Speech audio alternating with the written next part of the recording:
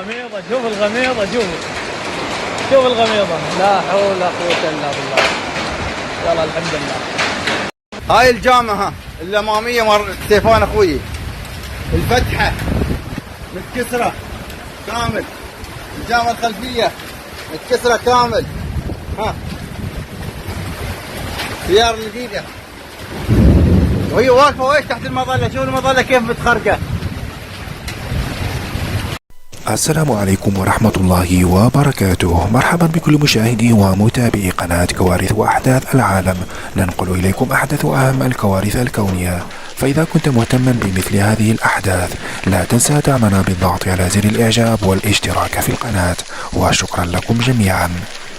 أجواء من الخوف والرعب عاشها سكان خورفكان والفجيرة في الإمارات العربية هذا اليوم إثر العاصفة البردية القوية والغير مسبوقة، وقد تسببت هذه الحالة المناخية في حدوث أضرار فادحة وخسائر جسيمة بعدد من الممتلكات وتكسير الزجاج لعدد من السيارات والمحلات التجارية.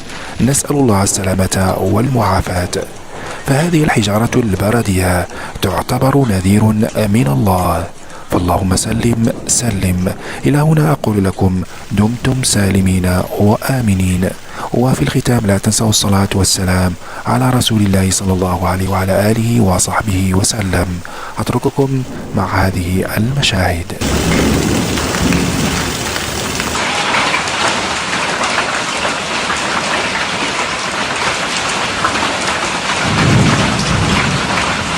شوفوا حجم البرد، شوفوا بس وتطمشوا، حجم خيالي نادر.